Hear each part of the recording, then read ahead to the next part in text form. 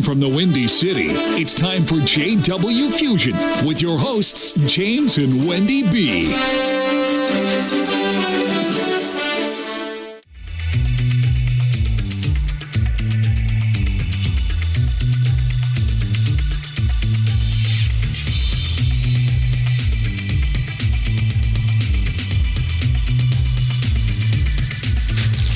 Welcome to this week's podcast of JW Fusion. I am your co-host, J.H. Carpenter Barnes, and I'm here with the amazing and marvelous Wendy B. The one and only who is right so much. This week we got an amazing guest. We got an awesome show this week. An awesome show with an awesome guest. We guest. have got the Mr. Come on. Thomas Nestor. Mr. Thomas Nestor, the one and only, the man. This is my coach right here. This is my coach. Right. He is a bad man. He is. Welcome to the show, Tom. Welcome to the show, Tom. Well, thanks for having me, guys. That is quite the introduction. I know we pumped up the ego a little bit, didn't we? That's right. Yeah, that's I feel like I go walk on water right now. Thank you so much. You're welcome. Listen, babe, you like to introduce Tom? Well, I mean, Tom, you have so many titles. You have so many hats. First and foremost, you're a husband and a father. That's right. Of some beautiful babies, one on the way. That's right. You are a coach. You are a speaker. I am a speaker. You That's are correct. a teacher of speakers. Yes, ma'am. You have so many. So tell us about you. I mean, what about me telling him? Well, first of all, better telling about he's himself. a best-selling author. Right. You had three books. He's worked with Tony Robbins. Yeah. And he's a phenomenal instructor. He's a great coach. I know he was excited. I was like, "How was class?" He's like, "Oh my gosh, it was great." He's a great after coach. James took the came home and so was that's like, exciting. Oh yeah. I admit it. I mean, I'm not easily impressed, but he's a great instructor, a great coach, and he walks his talk. Yeah, and that's important. Yeah, he lives what he says. Yeah, and I respect that. I like that. But we wanted to find out, your why. Why do you do the coaching thing? You're very talented. You're a smart businessman. You have a lot of different hats, a lot of things you could do. Why did you choose public speaking? So I grew up in a small business family. Oh. And my grandmother, she was an immigrant from Ireland. She came over and had 7 kids. And Jesus. And so us Irish Catholics, we have these large families. And so her children started to get to the age where they had to go to daycare. Mm-hmm. And this was back in the 60s, the early 60s. Okay. And so she realized that at the time there wasn't a whole lot of great child care centers at the time, so she started one inside of her home. God bless her. And within a year, she had about 30 kids come into the house on a weekly basis. 30 kids. Wow. So she had 7. She had 7 of her own. Then she brought in a whole slew of her own. Yeah, wow. All the friends God and everybody bless her. just started coming to the house. So that birthed a child care center. Mm-hmm. Yeah. And then the family as a whole had 9 child care centers, over 35,000 kids in the city had been served over the last 53 years. Wow. So that's kind of where I grew up. And a lot of the times when you choose a path for yourself, you choose a path that you believe you can accomplish. Mm-hmm, mm-hmm. That's why you have generations of police officers, generations of doctors. Yes, and so, that's true. That's very true. When I was growing up, it was like, this is a great industry. It provided great for our family. We love, you're fulfilled because you're working with kids and making an impact that way. And in 2008, 2009, there was a slight shift in the market. Okay. Slight? Okay. Really? That's what... Okay. I'm not sure if any of the listeners remember that time, but I'm sure there was every one of them do. They know. So to answer your question, that was a long way of saying when that shift happened, our businesses took a major hit, and I started to question why I was doing what I was doing. Tony Robbins has this quote. It says, "When you succeed, you party, but when you fail, you ponder." Wow. And so that's good. Isn't that good? And it's true. And it's true. It's like when you're in your moment of failure, you start to ask yourself a whole lot of questions. Well, one of the questions that I asked myself was, why did I choose the child care industry? Or you should ask the questions. Some people want to blame outside factors and not ask those questions. So it's important that you said that you should ask yourself questions. Yeah. to figure out why you, like you said, why you were doing what you're going to do and how you're going to go forward? Yeah, because a lot of us, there's some things that we didn't choose, right? We didn't choose our parents. We didn't choose the color of our skin. There's nothing we can do about those things. Everybody was dealt a certain hand, right? But we do have a responsibility now to take that hand that we were dealt and do something with it, you know? And so I was just brought up in that kind of a family. Awesome. And so I was just, you know, at that point I was wondering, you know, why am I involved in childcare? You know, if I wasn't born in this family, would I choose this field? Yeah. That's a good question. That's such a powerful question. And those are questions you have to ask yourself, those You deep really do. questions. Yeah, But yeah. now I want to know, it just came to me. So you're in this industry that's going well up until this point. Yep. Do you feel that it was more of a blessing that happened that caused your shift in thinking? Like, had that not happened in 08, 09, would you still be in that industry? But maybe not living the purpose that God had for you. Yeah, so we were still in the industry, and we went through a little bit of a dip. You know, our enrollment did decrease by 30%. Wow. That's big. That's huge. It's huge. It Oh was my over gosh. $700,000 a year. Oh, wow. And so in that particular type of business, you have fixed costs. So you have mortgages, you have payments on buses, you have staff, you know, and so there's a lot of things that, you know, our enrollment goes down. So basically what happened was our profits were gone. Okay. Right. And we were just trying to keep everything afloat at that point. Okay. And so it wasn't that we exited the field totally, but it was enough of a squeeze to cause to start having us ask ourselves questions. you know? Okay. And so it was like, why am I in this field? And so now to answer your question, it's kind of a difficult field because it's highly regulated. Oh, it's very difficult. It's hard to get in. It's hard to get in. It costs, you know, if it costs money to get in, you got to do build outs or buy property, equipment, staffing, the whole deal. So, so I probably wouldn't get back into it because we did sell all of our businesses. We did get out eventually, just because we all kind of went separate ways. So I probably wouldn't go back, but that did birth the whole speaking movement in my life. Okay. You know, because I started to ask myself my reason why.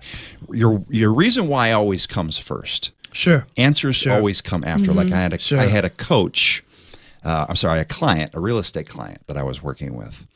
And for 4 years straight, he was making $80,000 a year. And every year he promised his 4 little girls that he was going to take them to Disney. And after the 4th year of him promising his little girls that they were going to Disney and they hadn't gone up until that point, his oldest daughter says, "No, we're not, Daddy." They will call you on it. Oh, my the gosh. kids will call you on it. And he said, "Sweetheart, why did you say that to me?" Wow. And she said, "Because you always promise us that we're going to go to Disney and we never go." Oh. Pain. And so, that's just heart-wrenching to hear. Here's the thing. The economy didn't change. His systems didn't change. His employer didn't change. His coworker didn't change. None of his outside circumstances changed. He went from making $80,000 a year to $257,000 a year. And the following year after that, he made $347,000, all because of one thing, his reason why. Oh, nice. So what is your reason why? That's huge. It right? is. It's the thing that drives you. That And most people say money. I got bills, but that's not your why. Yeah. No, because money is, when someone says money, Right. what does that actually mean? Because money means different things to different people. It does. You know, so what do you want to get out of this? Well, I want to make $100,000 a year. Okay. So everybody that I talk to wants to make $100,000 a year. What does $100,000 mean to you? Does it mean your wife gets to come home from work? Does it mean you get to give, certain amount of money to your favorite charity? Does it mean private education for the kids? Yeah. What does the money mean? So what's the reason why? And that's huge. Sure. Huge question. You know what? we were watching a movie, Creed 2, last night, and the first Great fight movie. in that movie, he got the life beat out of him because his why was wrong. He was fighting for everybody else, fighting because of expectations, fighting because of what he thought was expected of him. The second fight, he was fighting because this is what I was born to do. He was fighting for his why. This is who I am. And when he embraced who he was and left everybody else out of the equation, he was victorious. And I think that's what we have to do for ourselves. This is, you and I were just talking, and I know I did mortgages for like almost 20 years, and I was doing it to help people, and it wasn't so much for the money. It was more so helping people get in houses. But a different why came along for me at that point in my life, and I had to make a choice between what had been and what I believe God was leading me to do now. So I gave that up. I gave that income up. I gave up all of that. And we really haven't missed anything because of that. And it's amazing how when you follow what God has called you to do, what you were born to do, because we all have a gift. We've all been gifted. Your gift, I believe, is to create a generation of speakers that will carry certain values to people who will never go to church. They won't go to church, but they're spiritually minded and their hearts are open to understand and to receive the truths that are in the Word of God, but they're not going to go to church to hear it. So what you're doing is huge, because the impact you can have on this generation of the unchurched, because the stats show that 49% of the people who were raised in church no longer attend. One of the ladies on the panel, she's an author, she's a speaker, powerful woman. And I was sharing this with her. She said, yeah, I'm one of them. Her faith is through the because roof. you were on a panel last week. Yeah, I was on that. For the city of Kankakee. For Kankakee, yeah. And so she said, I'm one of them. Mm-hmm. I don't really want to have anything to do with church. And so that's the story of a lot of people. So your why is huge. It's probably bigger than even what you see, and that's the beauty of being honest with yourself. Just like Wendy, your thing is special needs children. Yes. Wendy's it's my passion. She's an advocate for special needs children, and it has led to a lot of open doors for her. And so your why is it's really everything. It's your foundation, I guess you could say. So how do you help? I wanted to ask, how do you help people? Because depending on the way you grew up, you'll say, what's your why? I'm money. I have bills. Okay, so that's not necessarily your why. What motivates you to get up and go to work? What motivates you to do what you... And a lot of people are stuck in that money mindset. Like, I need to make money. I have bills. My kids are getting bigger, whatever the reason. How do you help them get to that why? Like for me, had you asked me that about 20 years ago, we'd have had a whole argument. I need to make money. Well, Wendy, why? Because I have bills. But Wendy, why? I would have kept coming back to that. That is my history. It took me to have these special needs kids to realize I have a passion and a gift for helping people, who's serving people. It took a while to get to that point because I always grew up in corporate America. And in corporate America, the bottom line is what it is. That's the why every day. So how do you get someone who is kind of stubborn or don't know what their gifting is to figure out what their why is? So the question is, everybody does have a reason why. Exactly. Everybody has some sort of motivating factors, right? So one of the ways I typically...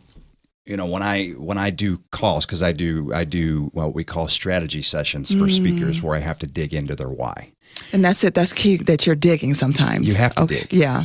Because most people are very surface level. Yeah. And they don't really want you to get into their stuff. Mm-hmm. Right? Although they ask you for the call. Wait a minute. You're wasting my time. Wait a minute. Right. It's like going to the doctor and say, okay, doctor, I don't feel good. Fix it. Well, what's wrong? I don't want to talk about it. Yeah. Yeah. Right. They don't want you to get into their stuff. They don't want you to, they don't want to tell you that they've been secretly taking medication. Yeah. Right. Exactly. And this secret medication that they're taking right before they go to bed every night is the thing that's causing the problem. Exactly. But they don't want to tell you that. Right. You have to diagnose me without knowing that information. Right. So you have to be strong with people. Yeah. Okay. So when I do these strategy sessions with people that want to be speakers, one of the first things that I ask is, what do you want help with specifically? And they say, well, they want to find more stages. They want to, find decision makers. They need help with all of the speaking world stuff. And then I'll say, well, have you tried anything? Is this the first call that you've taken with me, or have you tried something else before? Well, no, I haven't tried anything. Okay, why not? And immediately they start, what I'm trying to do is I am purposely trying to induce pain into the I know. conversation. 'Cause you get that exhale sometimes, like, Yeah. So, like, why is he asking me this? yeah, because they what they really want to do is they just want the coaching. Like, give me the free stuff. Yeah. And I don't. That's not what I do. But you don't know how to coach if you don't know what kind of player you're dealing with. Correct. So I look at it like a GPS, right? So if you were going to take a trip to Florida, and you took your iPhone and you plugged in the destination, and you put, Orlando, Florida. Well, that the GPS is not going to give you any directions until you do what? You plug in your current location. Yes. Yeah. Yes. And until it knows where you're currently coming from, because otherwise you could just, plug in Orlando, Florida, and it's like, well, what part of the country are they in, right? So they have to know exactly where you are to give you the directions that. Great analogy. You know what I mean? Great analogy. Yeah, it is. And so when I say exactly where you are, I need to know where you are emotionally. I need to know what's going on in your family. I need to know where you're at financially, and I dig for that stuff. Okay. And then I go, okay. And then it's almost like a discovery. You call it a discovery call. That's exactly or what it is. But it's not so much a discovery for me. Which is what they're thinking. Whereas it's what they're thinking. It's a discovery for them. He done got all in my business. I just want him to tell me how to be a speaker. Sometimes at the end of the calls, they're like, okay, I told you more information than I've told anybody in the last 15 years. And it's uncomfortable. And it's uncomfortable. But growth is. But and then they're relieved afterwards because now they have somebody that they've told everything to. Yeah. And that is still willing to stand there and say, okay, great. Yeah. Now we can get somewhere. Yeah. Okay. Because a lot of people, I think, don't want to tell whatever the story is because they're embarrassed or they're scared that you're going to judge them. But you're just trying to, like you said, find out where you are now so I know how to lead you. So that's huge. Because if I'm giving you some piece of advice down the road and you're not doing it, and it's just not getting done, and there's a reason, but I don't know what it is, that's a challenge for me as the coach, right? You have a specific reason that you're not doing something and it's totally off the radar. You're the only one that knows about it. Yeah. And so if I don't know, I'm looking at it going, I wonder why she's not doing that. Yeah. I wonder why he's not taking action here. And you can't be an effective coach doing that. You can't. Yeah. It's kind of like a personal trainer at the gym. I wonder why they're not losing weight. Well, Yeah. they're not losing weight because, before bed every night, They're they're eating downloading a crap. bag of Fritos. Yeah. You know? So Tom, what do you do when you have a client like that that's blatantly not doing the work? They're not putting in the effort. They're not following the path you laid out by the GPS. They're not following the path, the destination route, and you know they're not, and they continuously not doing it, but they're saying they want to, but they're not. How do you deal with that? Do you continue to work with that person? Do you? You just become strong, real strong. Yeah. There's an old saying where you can't make people do things that they don't want to do. That's true. Very true. And I guess it's true to a point. I from my training with Tony, he would say the opposite. He would say that you can get people to do things that they don't want to do if you have the right leverage points. Okay. So, for instance, this wife's been telling her husband that he needs to quit smoking for years. Okay. And he just won't quit. Uh-huh. And he's just set in his ways. He's not going to quit. But his one leverage point is, again, going back to the 7-year-old daughter or the little girl, right? That's his kryptonite. Okay. And she Okay. walks out to the kitchen one day crying in tears while he's smoking a cigarette. Oh, well, he's crying. So she says, he says, "Oh, honey, why are you crying?" "Because you won't stop smoking and I want you to be at my wedding, and you're not going to be at my wedding unless you stop smoking." Wow. And the guy puts the cigarette out, and that's the last cigarette he's ever Wow. going to Yeah. have. Why? Yeah. Because his little girl is his leverage point. Yeah. So and that's always a challenge because you never know what people's leverage points Right. are. So 'Cause they're some not gonna- instances it will. A lot of work. times they won't tell you. Right. They're not going to tell you. Yeah. And that goes to the thing I've been working on with part of the presentation, that part of my message is how our subconscious habits dictate our behaviors. people say they want to change, but there are habits that we have that we're not even aware of. And for example, I'm talking with someone, I'll say, if I'm sharing this with someone, I'll say, have you ever driven from your home to your job? And at some point you blank out and you just look up and you're at work and you don't remember the drive. You don't remember the right-hand turns, the left-hand turns, the stoplights. You just know you got there because your body has become, in a sense, so in control that you're able to do things without conscious thought. And that happens with our behaviors, positively and negatively. And those are the things that you'll point it out to someone and they'll say, well, no, I don't do that. Well, yes, you do. No, not me. No, I don't do that. Well, you've seen them do it. Right. And they may be unaware. They may be aware and don't want to own it. But the fact that people don't want to, they want to change, but they don't want to have to change. Because change is difficult. It's painful. It's just like I was telling you about is a certain word I've been erasing, working on getting You've done rid of. good. I haven't heard it this week. Well, I said it today when I was cooking breakfast and I dropped the skillet. I wasn't around to hear that. I said, oh man, you said what happened? I dropped that doggone thing. It's not a curse word, but it's a word that I wanted to stop saying. Yeah. Because it's not. It's a stupid word. But it's a process as well. You don't just decide to stop doing something or start doing something and then it's smooth but sailing. See, the thing is being conscious of it. Exactly. Being what's the word? Being aware. And that's something I've been working on, and even in my meditation time, is being aware of my now moment, of where I am. Being present. Being present in the now. Yes. Because so many times, we spend a lot of times in our past. We spend a lot of time dealing with future things, which most often induce stress and worry, anxiety. I mean, how often do people really look forward? I mean, sit and think on things that are really positive that are going to benefit them. They focus on the things that are fearful, they think the bills, something at work, somebody, their boss, their health, their crazy kids, something that their mind is on instead of focusing on the now. Because God is about now. He exists in the everlasting now. That's why it's called the present. Because it's a gift. It's a gift. You can't control anything else. It's just today. Yeah, that's true. But Tom, I wanted to ask, because public speaking is high on people's list of their biggest fears.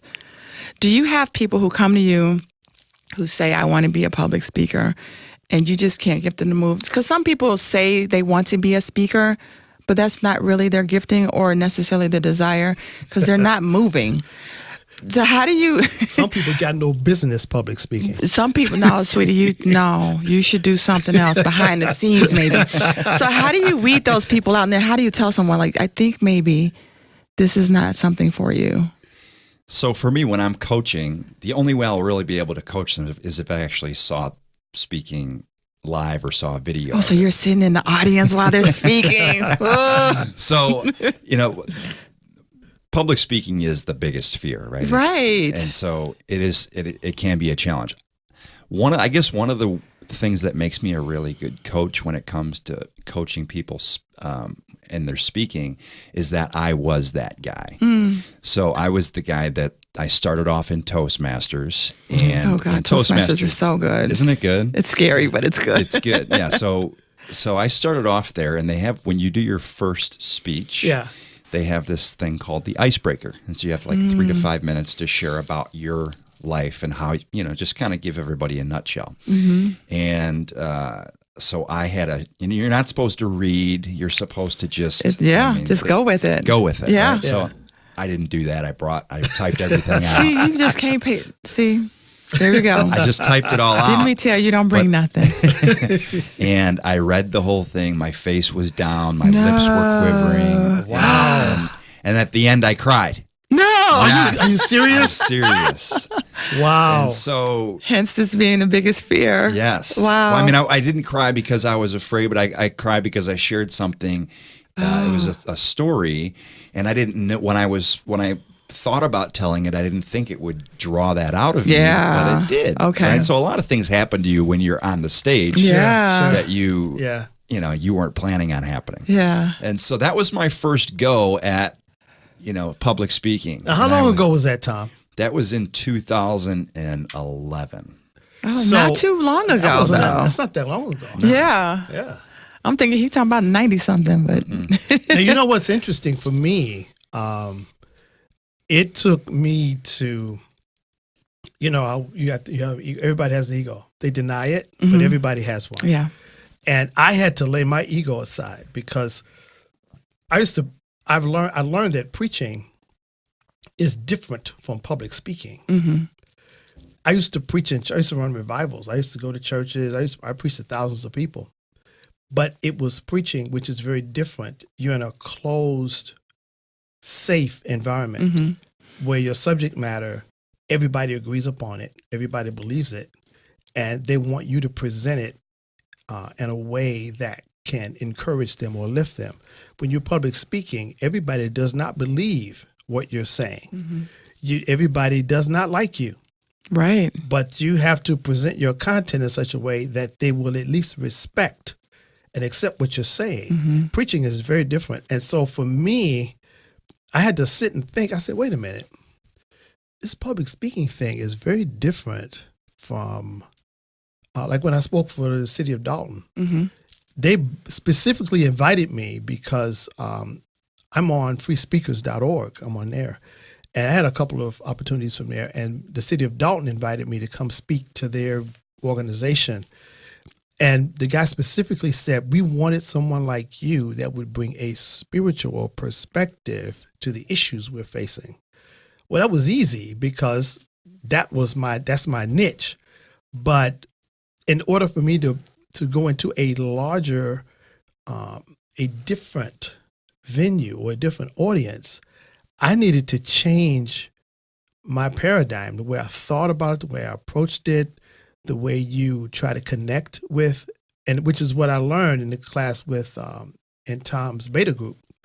It was eye-opening to see the different things that are necessary, and then following through on the homework, I saw the different organizations out there that are doing so many. I mean, it's so broad. The topics are so broad. I never realized public speaking was that big. I never really thought about it until I got interested and began to look at it, aside from going from church to church speaking. Preaching. Yeah, which is different. So now you coach James. Because someone might be getting excited right now, like, ooh, I like what he's saying. Can someone sign up to take the class that James keeps talking about? Yeah, so they can. So the first thing that I'll do is I'll do a strategy session with them. They can go to go.speakerunleashed.com. Okay. And so what I have on there is a webinar that gives this, how to become successful in the speaking business in a nutshell. It's just a little webinar. And then after they watch the webinar, if they feel like, yeah, this is me, I can do this, they can actually schedule a call with me right there on that page. But they need to know that we're going to dig. I'm going to dig. We're going to dig, yeah.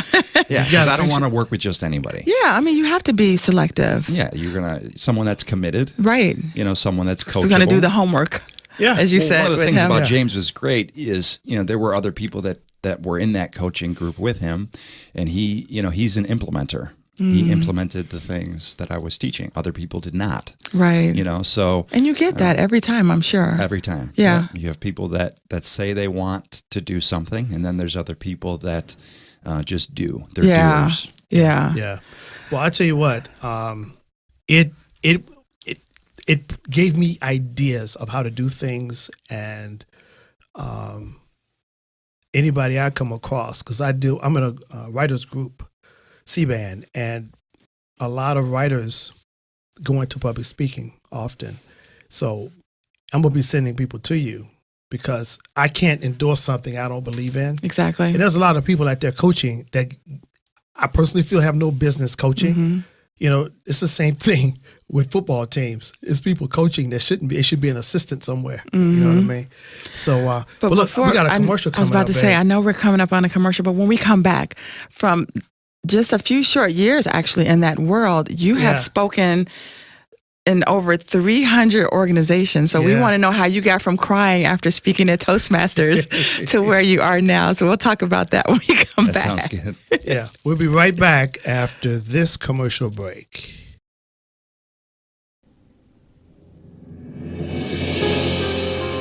This book is the story of Jameson Harold Donovan, who lives in the city of Sussex Falls. Feeling trapped in his dysfunctional marriage to his wife and a stranger to his own children, thoughts of suicide dominate his waking hours.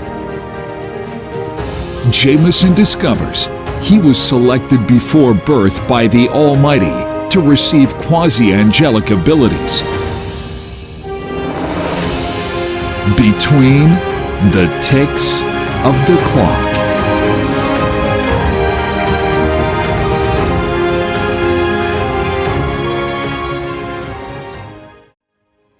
You're listening to JW Fusion with your hosts, James and Wendy B.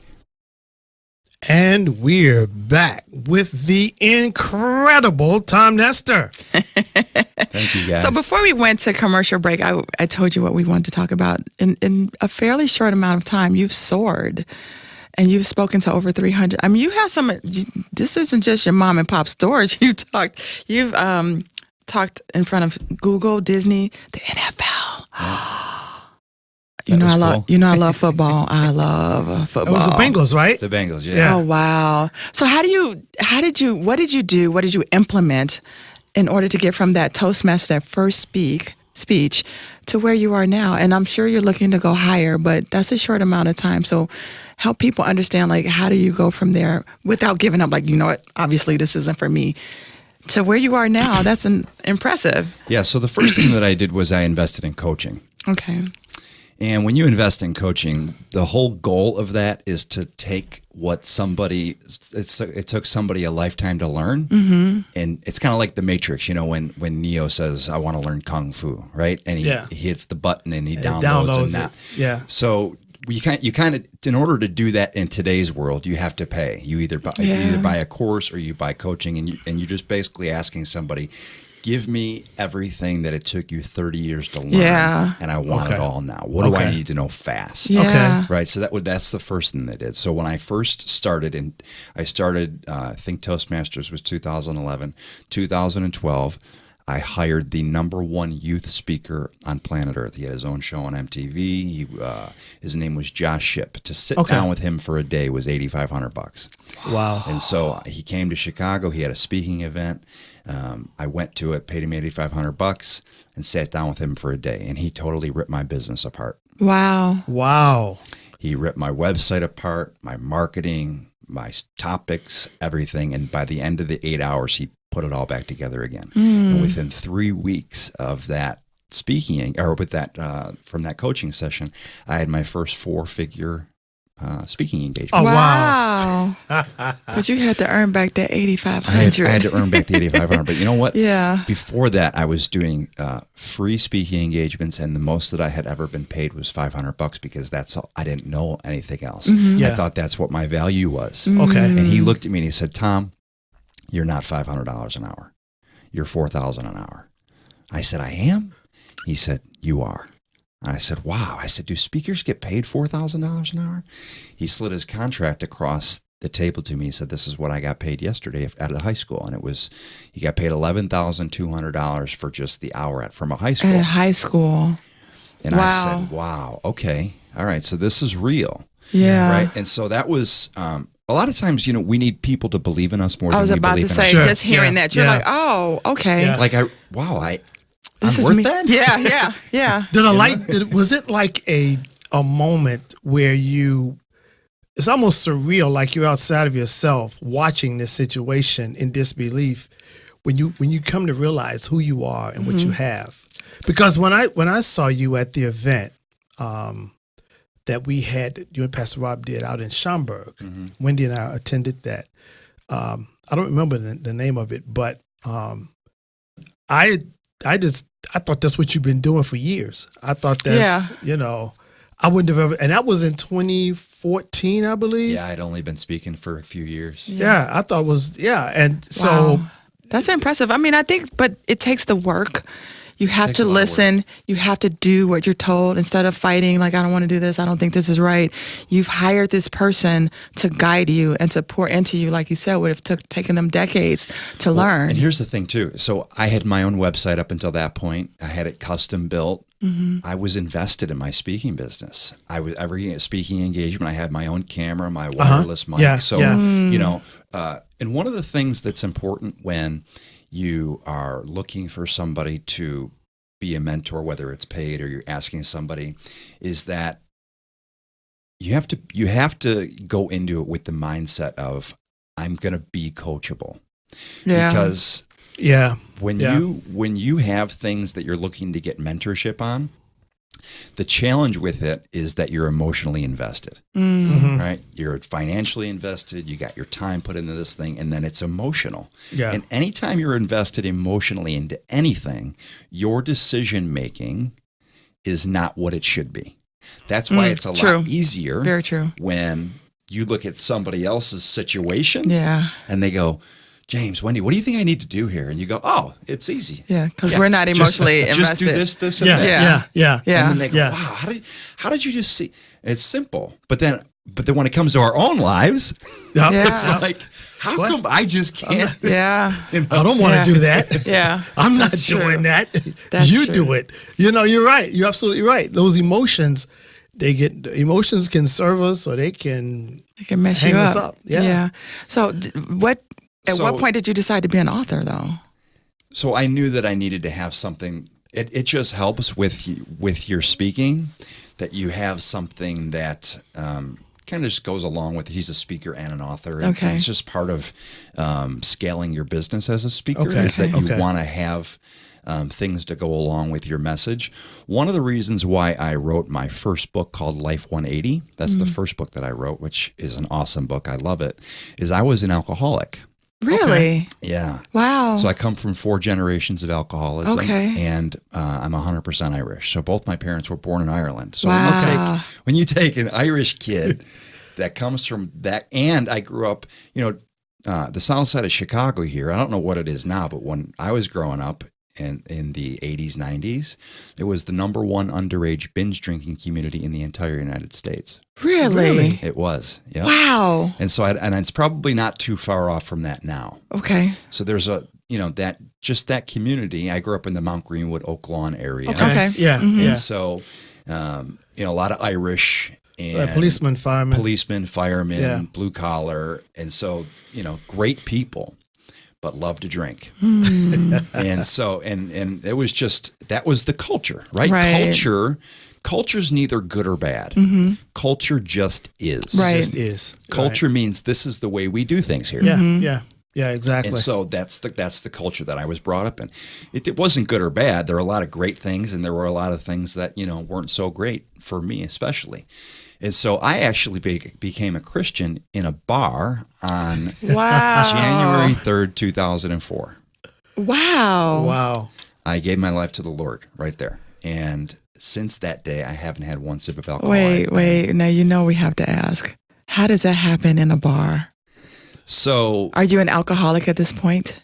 well, I don't know what I'm or did not. you drink? No, at the point No, that you I were did in saved. 04. Yes. Okay. You were. Wow. Okay. I was. So I was going out 3, 4, 5 nights a week, drinking, and that's just how I had fun. Was just if I didn't have a beer in my hand, nothing could be fun. Yeah. I actually thought to myself, I don't know how people don't drink, right? Like, how does anybody have How any do you fun watch that football game? whatsoever? You don't have a Oh beer my in your hand. gosh. Yeah. That was Yeah. my mentality, and the mentality of all my friends. Yeah. Okay, Yeah, of course. Yeah. Of course. Yeah. So my mother gets saved when I'm 16. Okay. She takes a trip to Ireland, and we have relatives in Ireland, and 2 of my dad's sisters who lived there had gotten saved. Wow. Okay.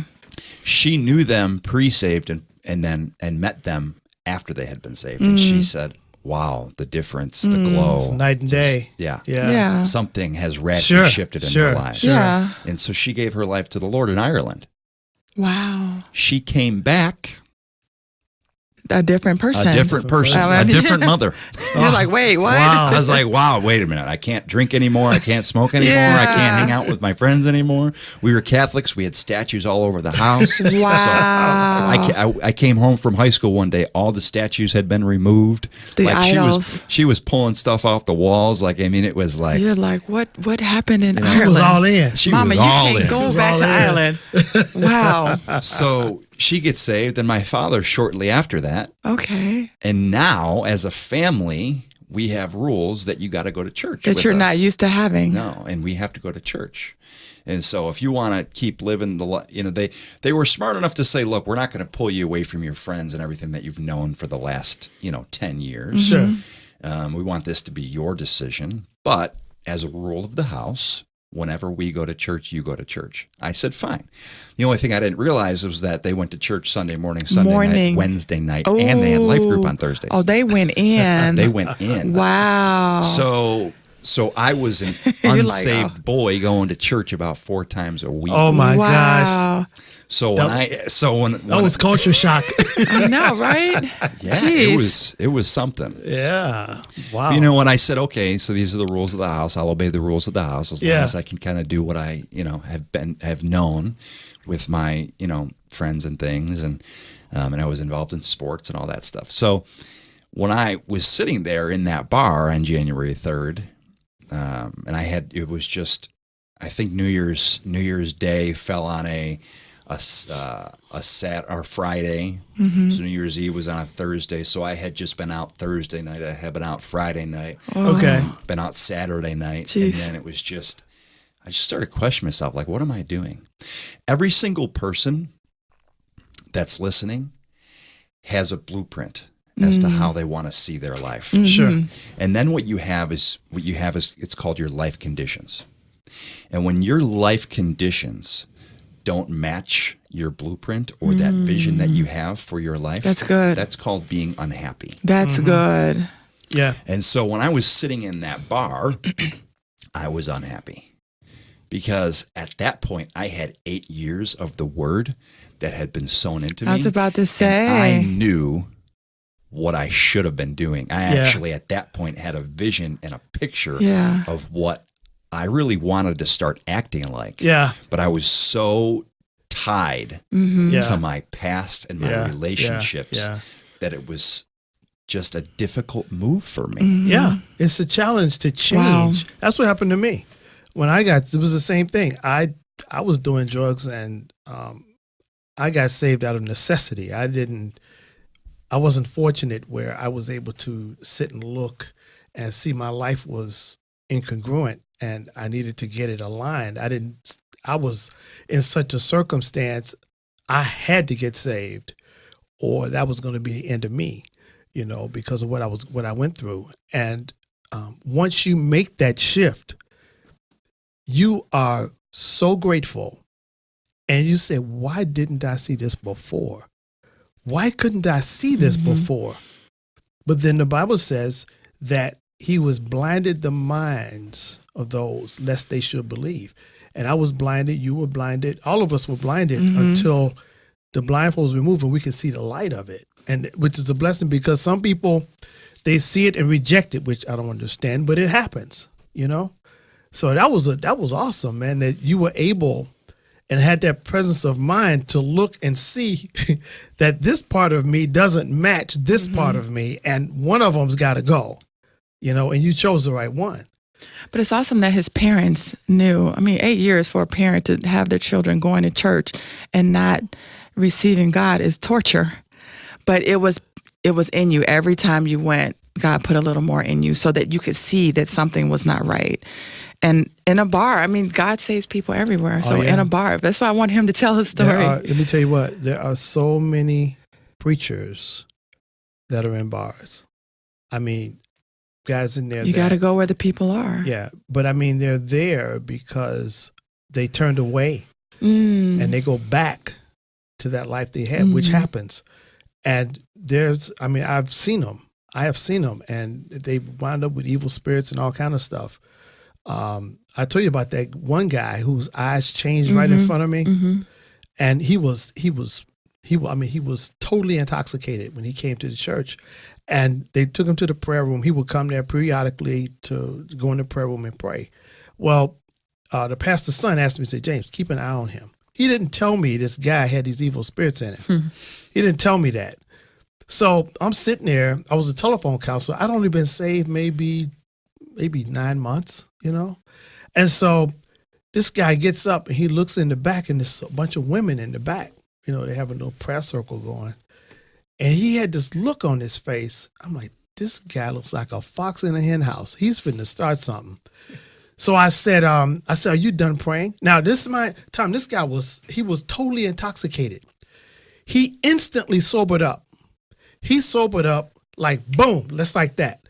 And he stood up straight. He looked me up and down. He looked at me. Have you prayed? He said, have you been praying? And Tom, this man's eyes, the shape of his eyes changed right in front of me to like snake eyes, real like slits. And I'm like, I said, yeah, I'm prayed up. He looked at me. He looked me up and down. He said, I think not.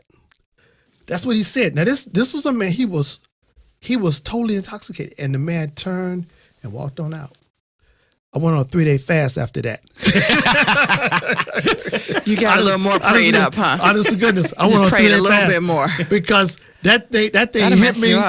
That thing hit me, man. I don't know what was in him. And I said, Mark, why did you tell me about this guy? He said, oh, you saw him, huh? So anyway, my point is. You had a little bit of an encounter there. Oh, my gosh. A little bit. I had an encounter of the fourth kind. Right. But my point is that there are people who have had the opportunity to turn to the Lord, and they rejected it. They allowed the lure of the world, or the lie of the world, to dissuade them from the truth. You know? So it's really a blessing when you're able to look at your life and see where you are, like you did. Because look at what you're doing now. You have turned around, and now you're training people to go into an area of the world where Christians, there was a time, they did not go. There were a few guys who had access into that world. But now you have men of God who are speaking to corporations. You know, they're speaking to organizations, they're speaking to sports teams, they're speaking to schools, but they're not labeled as preachers. Mm-hmm. They're public speakers. It makes them more accepted. That's wisdom. That is. That's a strategy from heaven right there. Mm-hmm. That's what excites me, you know. And for me, when I came to the understanding there's a difference between preaching and public speaking, it was like a big bulb went on for me, because I said the message that I believe I have is for people to change their lives. And the principles that I share are scriptural, but they're not religious. They're scriptural. They apply from the Word of God, and they apply. And it's interesting how the Word of God integrates into every aspect of our lives. It integrates into everything we do. Any question you have, you can find the answer in the Word. Mm-hmm. You know. But the question I had is, do you find there's a difference between writers who become speakers and speakers who write books? That's a good question. Yeah, so it's interesting to me when I go to a conference and I'll see a writer. They have a writer who's a best-selling author and just all the millions of copies, and then they take the stage, and it's like two different worlds. I can't believe this guy's even up there. Yeah. Like, okay. Wow, is he bad? Okay.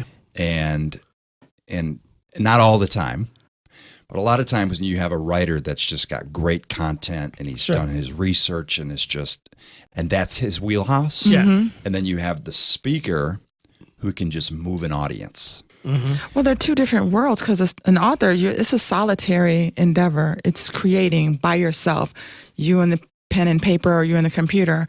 But then you get in front of a whole lot of people. That's a totally different mindset. Totally.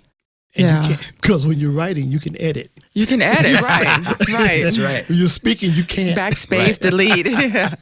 You're speaking, you're on. Yeah. So And I suppose that if writers that are successful and companies will have them come in just because of their book. So Sure. I imagine that, after the 100th delivery of their presentation that they get better as they go, just like Right. anybody Sure. would. Exactly. But if you're a speaker and you start off speaking and you're like doing all this work to really hone this thing in and working on the art of speaking and your Sure. delivery and Yeah. just movement and stage presence and the whole thing, your whole job is to keep that audience engaged with you, right? And so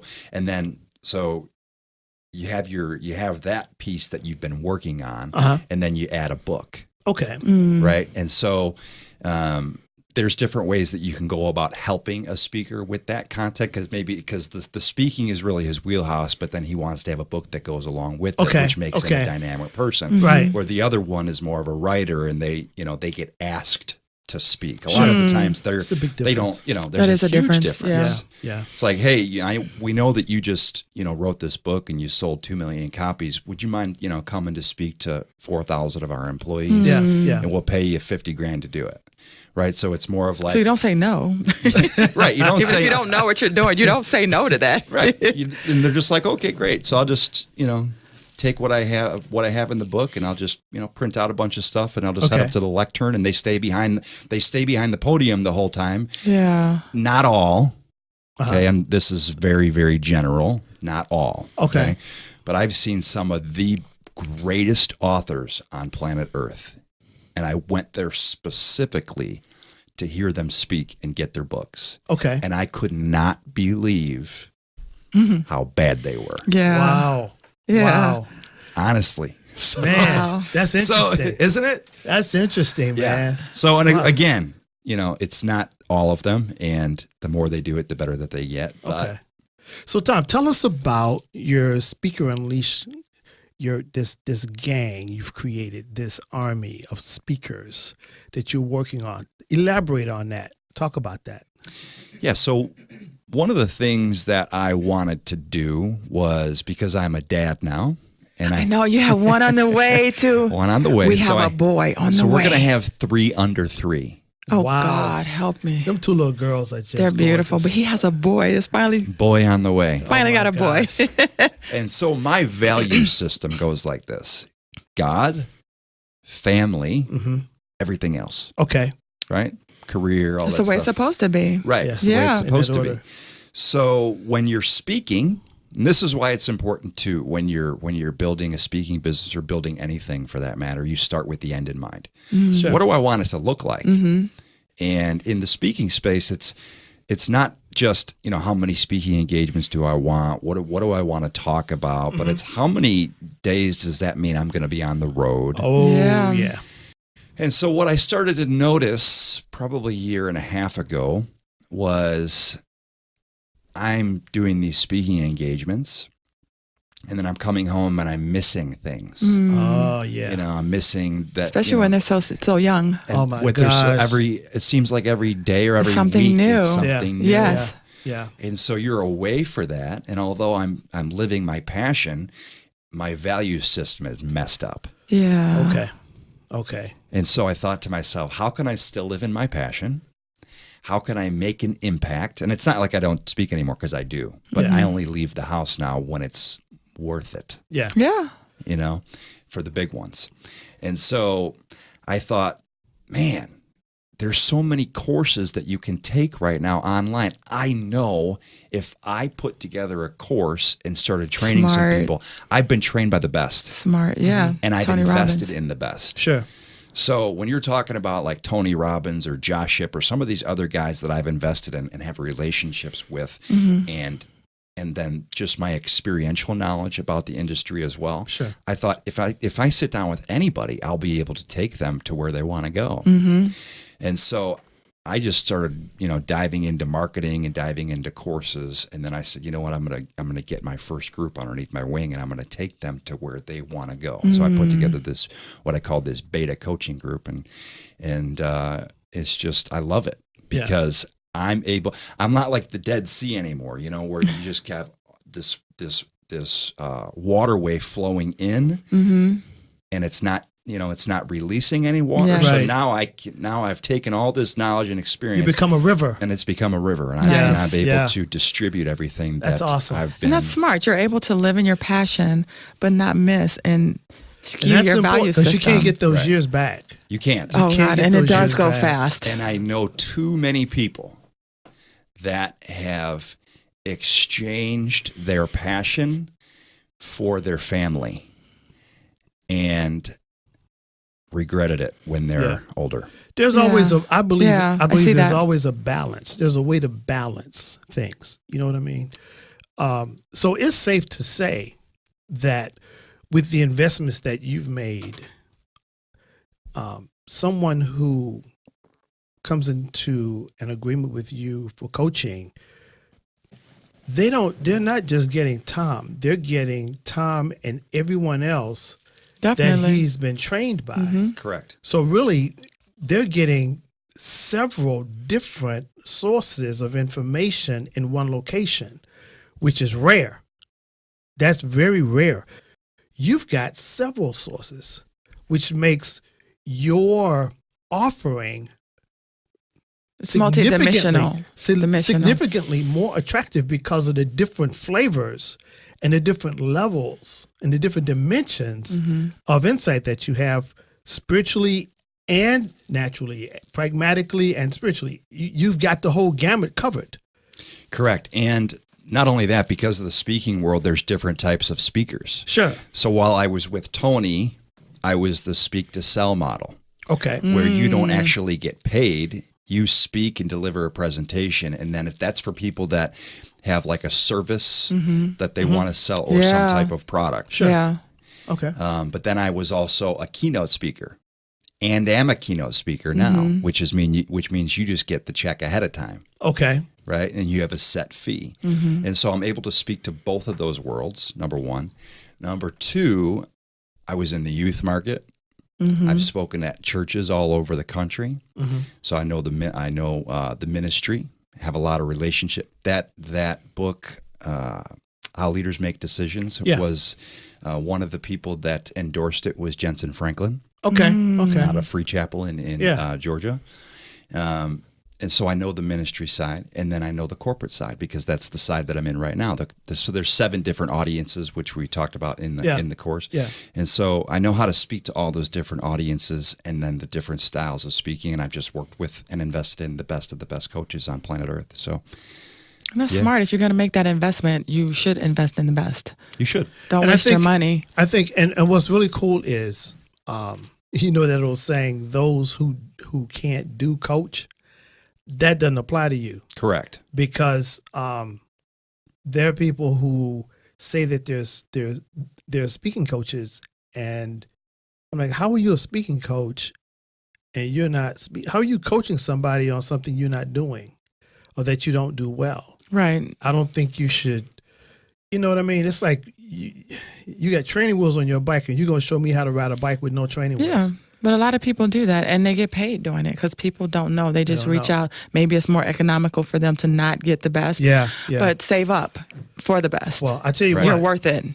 I tell you what, the little bit I got, I know where my well is. And so I'll be coming around you with a bucket. Yeah. So we're running out of time as always. Oh, man. Our But time thank is you so up. much. You were a great guest. We expected that though. We knew it was going to be great. Yeah. We knew it. We appreciate you coming by. Well, I appreciate you guys and having me joining on. us. It was a Yeah. blessing to be here. It's a So blessing listen, to have you. So give them your website one more time, Tom. So my website is go.speakerunleashed.com. We're going to put it up at the on the tail end Check of the out the best. Yes, we'll put it on the tail end of the broadcast. But listen, until next week, this is J.H. Carpenter Barnes along with Wendy B. And we'll see you guys next Thursday at 6 o'clock p.m. on JW Fusion. Until then, allow God's grace to flow in your life as a mighty river. Be blessed, everyone.